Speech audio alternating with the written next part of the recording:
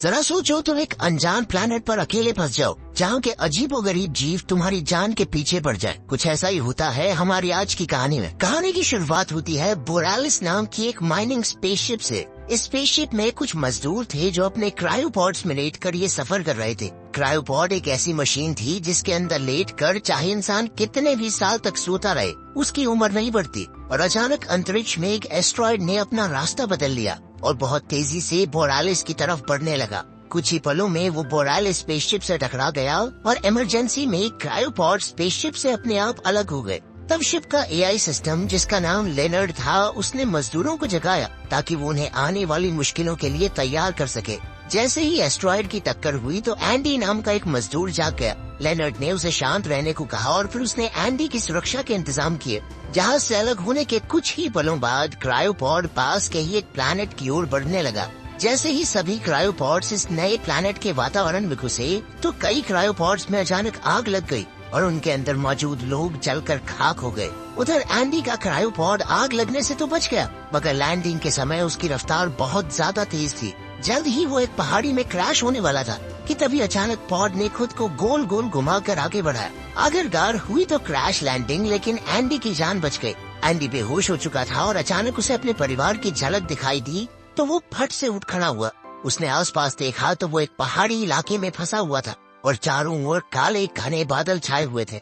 Andy ने ship के AI system से बात करने की कोशिश की, मगर कोई जवाब नहीं आया। तभी अचानक जमीन थरथराने लगी तो लेनर्ड ने उसे पॉड से निकल जाने की सलाह दी। अब दिक्कत ये थी कि एंडी पॉड को खोल नहीं पा रहा था। फिर उसने सर्वाइवल किट खोली तो उसमें एक फ्लेयर गन तक मौजूद नहीं थी, क्योंकि असल में एंडी एक छोटे दर्जे का मजदूर था। आखिरकार एंडी ने एक फायर एक्सटिंग्विशर की मदद से पॉड की खिड़की तोड़ डाली और वहाँ से भागने की कोशिश की, पर तभी जमीन हिलने की वजह से पॉड मुड़ गया और नुकीले कांच से एंडी का सूट फट गया। तब लेनर्ड ने उसे सावधान करते हुए बताया कि बिना सूट के वो इस प्लैनेट पर ज्यादा देर तक जिंदा नहीं रह पाएगा। जिसके बाद एंडी ने एक खास स्प्रे से फटाफट सूट को ठीक किया। तभी लेनर्ड ने एंडी को बताया कि पॉड में आग लग चुकी है। अब एंडी तुरंत जैसे तैसे रेंग कर पॉड से बाहर आया, मगर साथ में वो अपने बेटे का आखिरी खिलौना लाना नहीं भूला। अब वो एक अनजान प्लैनेट पर अकेला खड़ा था, पर तभी उसने जलते हुए बोरालिस जहाज को इस प्लैनेट में घुसते हुए देखा। जैसे ही शिप क्रैश हुई वहाँ जबरदस्त धमाका हो गया।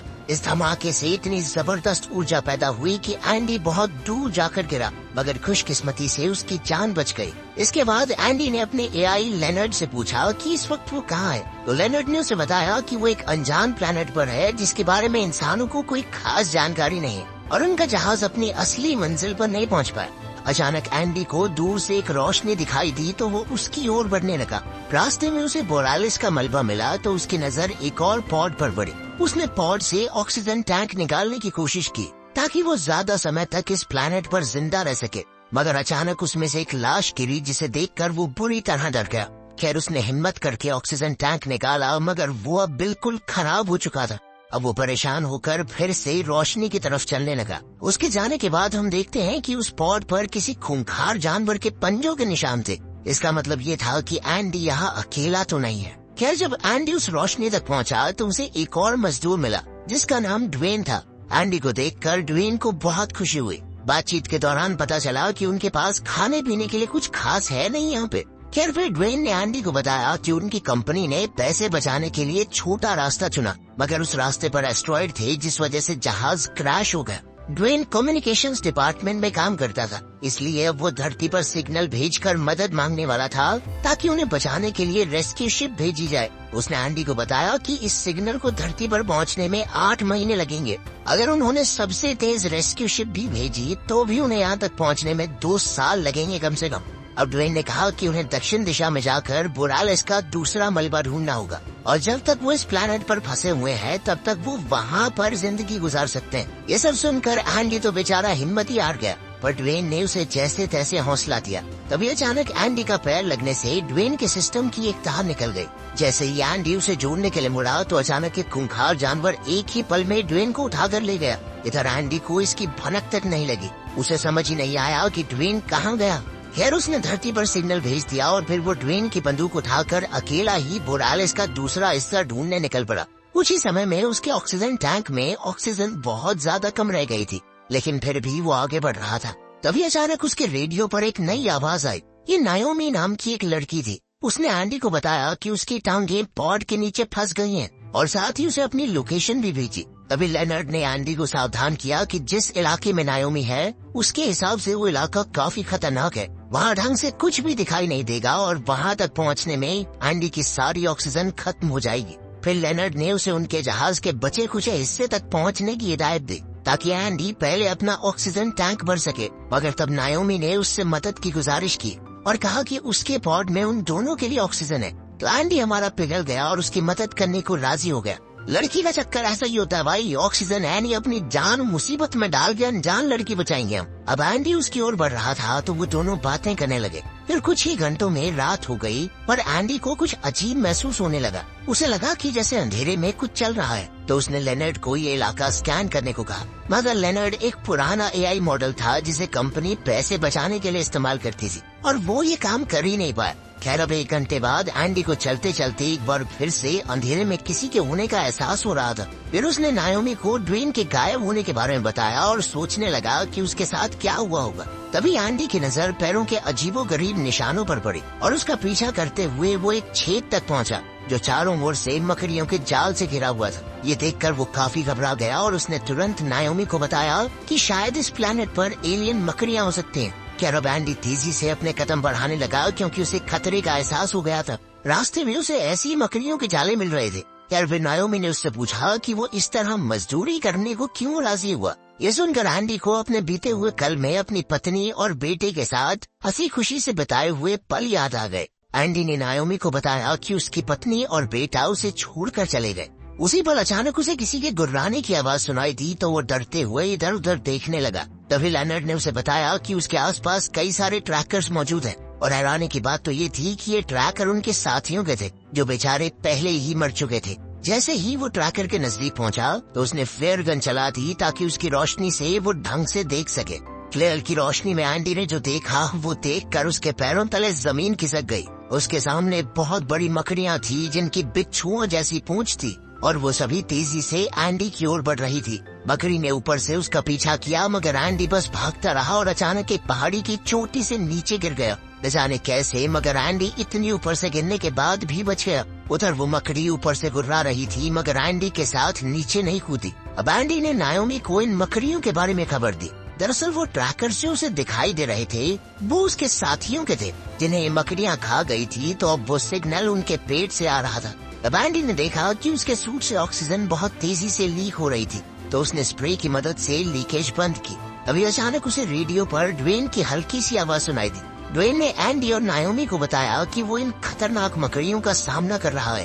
तब नायोमी ने एंडी से कहा कि वो ड्वेन की मदद करने जाए लेकिन पहाड़ी से नीचे गिरने के बाद एंडी का जीपीएस खराब हो गया था। तो नायोमी ने उसे रेडियो पर ड्वेन तक पहुंचने का रास्ता बताया। आखिरकार एंडी ड्वेन तक पहुंच गया लेकिन तब तक वो मकड़ियों से घिर चुका था। ड्वेन ने चिल्लाकर कहा कि उसके पास एक प्लान है लेकिन इससे पहले कि वो कुछ करता एक मकड़ी ने ड्वेन पर हमला कर दिया। अब एंडी तुरंत एक पॉड के पीछे छिप गया और उधर मकड़ी ड्वेन को बेरहमी से मारकर खा गई। अब एक और मकड़ी एंडी की सुगंध लेकर उसकी ओर बढ़ रही थी। उसी वक्त नायोमी ने पास के ही एक दूसरे पॉड की लाइट जलाकर उसका ध्यान भटकाया। इसी मौके का फायदा उठाकर एंडी किसी दूसरे पॉड में छुप गया लेकिन वहाँ भी किसी की लाश सड़ रही थी। तब एंडी ने नायोमी को उसके पॉड की लाइट बंद करने को कहा मगर नायोमी के दिमाग में कुछ और ही चल रहा था। उसने एक ही बार में सभी पॉड्स की लाइट जला दी जिससे मकड़ियां पॉड्स की तरफ आकर्षित हो गई और इधर एंडी मौका देखकर भाग निकला लेकिन फिर भी एक मकड़ी उसके पीछे आ गई और अंत में वो एक धुंधले इलाके में आ पहुंचा। अब एंडी ने नायोमी को जल्द से जल्द अपने पॉड से बाहर आने को कहा मगर नायोमी अब भी फंसी हुई थी। अब नायोमी काफी घबरा गई थी तो एंडी ने उसे प्यार से एक गाना सुनाया जो वो अपनी बीती जिंदगी में अक्सर गाया करता था। इसके बाद नायोमी ने कहा कि ड्वेन मर चुका है और अब इस प्लेनेट पर 2 ही लोग जिंदा बचे हैं। इधर एंडी धुंध वाले इलाके से निकल रहा था कि वो सोच में पड़ गया कि अब मकड़ियों ने उसका पीछा क्यों छोड़ दिया। खैर तभी उसके सामने बैंगनी रंग के बेहद सुंदर जुगनू का झुंड आया जिसे देखते ही वो एक पल के लिए वहीं थम गया मगर अचानक वो सभी जुगनू गुस्से से लाल हो गए और उन्होंने एंडी पर हमला बोल दिया। एंडी जैसे तैसे अपनी जान बचाकर वहाँ से बाहर निकला। तब नायोमी ने कहा कि हो सकता है मकड़ियाँ जुगनुओं से डरती हों इसीलिए उन्होंने एंडी का पीछा नहीं किया। इससे पहले कि एंडी कुछ कहता, अचानक जमीन से एक विशाल जानवर का मुंह बाहर निकला और एक ही बार में एंडी को निगल गया। उसी पल एंडी की आंखों के सामने उसके परिवार की यादें घूमने लगी। इसके बाद एंडी उस जानवर के शरीर में अंदर था तो उसने लेनर्ड से मदद मांगी। उस जानवर के शरीर का अंदरूनी हिस्सा देखकर उसे लग रहा था कि शायद अब उसे दिल का दौरा पड़ रहा है। खैर तभी लेनर्ड ने एंडी के सूट से एक जहरीली गैस छोड़ दी, जिस वजह से उस जानवर का पेट अंदर से जलने लगा और उसने उसी पल उल्टी करके एंडी को बाहर फेंक दिया। इसके बाद एंडी लड़खड़ाता हुआ आगे बढ़ा तो वो एक गुफा जैसी जगह पर गिर गया जो पूरी तरह से जुगनुओं से भरी हुई थी। सभी जुगनुओं ने उसी पल उस पर हमला बोल दिया तो एंडी तुरंत भागकर दूसरी तरफ से बाहर आ गया। उसके जाने के बाद जुगनुओं ने उसका पीछा नहीं किया। अब एंडी के सूट में बेहद कम ऑक्सीजन बची थी, लेकिन फिर भी वो जहाज के दूसरे हिस्से पर जाने के बजाय नायोमी की तरफ जाने लगा।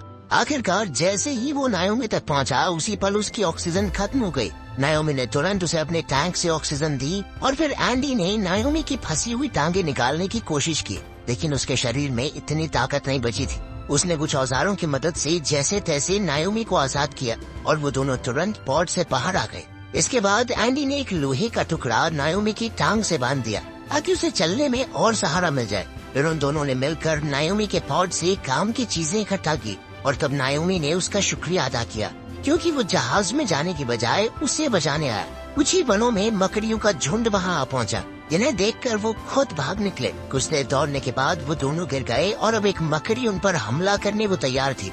तभी नायोमी ने उस पर अपनी फ्लेयर गन चला दी, जिससे वो खूंखार मकड़ियाँ उन्हें छोड़कर फ्लेयर गन की तरफ भागने लगी। इस मौके का फायदा उठाकर वो दोनों बोरालिस के दूसरे हिस्से में जा पहुँचे। अगर अब नायोमी से दरवाजा बंद नहीं हो रहा था क्योंकि कंट्रोल सिस्टम में गड़बड़ी आ गई थी। फिर काफी कोशिशों के बाद वो दरवाजा बंद करने में कामयाब रही, जहाँ एक मकड़ी उसके बीच में कट कर मर गई। इसके बाद मकड़ियों का झुंड जोर जोर से दरवाजे पर हमला करने लगा, जिससे नायोमी और एंडी शिप के और अंदर वाले हिस्सों में जाकर छुप गए। वहाँ इमरजेंसी लाइट चल रही थी, जिसका मतलब ये था कि बैकअप जनरेटर अब भी चल रहा था। नायोमी को जहाज के सभी रास्ते पता थे, इसलिए वो आगे बढ़ी और इधर एंडी शिप के बारे में ज्यादा कुछ नहीं जानता था, इसलिए वो नायोमी के पीछे चलता रहा। कुछ ही पलों में उन्हें कैबिन मिला जिसके अंदर ऑक्सीजन मौजूद थी और साथ ही उनके जरूरत का सारा सामान भी। उस कैबिन को खोलते समय अचानक उन्हें खून की धार बहती दिखाई दी और वो समझ गए कि एक मकड़ी बोरालिस जहाज में घुस चुकी है। वो दोनों तुरंत छुप गए और उन्होंने मकड़ी को अंडा देते हुए देखा। फिर मकड़ी ने अंडे को जालों से ढक दिया और उसके खाने के लिए साथ में एक लाश रख दी। ये सब देखकर एंडी को बहुत घबराहट महसूस हुई। इधर मकड़ी को उनके वहाँ होने की भनक नहीं लगी और वो चुपचाप वहाँ से चली गई। अब जैसे ही नायोमी और एंडी बाहर आए तो अचानक पीछे से एक दूसरी मकड़ी ने उन पर हमला बोल दिया।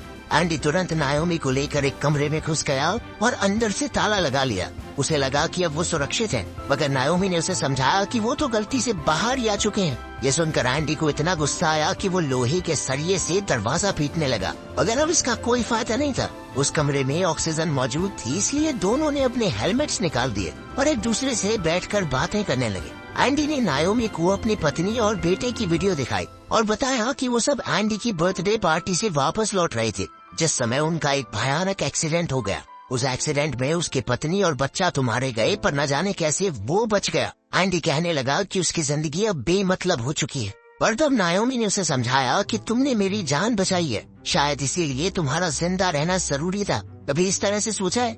नायोमी ने कहा कि उसका तो लोगों पर से विश्वास ही उठ गया था, पर एंडी को देखकर उसकी उम्मीद फिर से जाग गई है। ये कहकर नायोमी ने उसे गले लगा लिया, पर तभी उसने देखा कि एंडी के सूट पर कुछ जुगनू चिपके हुए थे और तभी अचानक बाहर से मकड़ी ने दरवाजा तोड़ डाला और अंदर घुस आई। उसी समय नायोमी ने जुगनू का वो छत्ता तोड़कर मकड़ी की ओर फेंक दिया, जिससे मकड़ी उसी पल पीछे हट गई।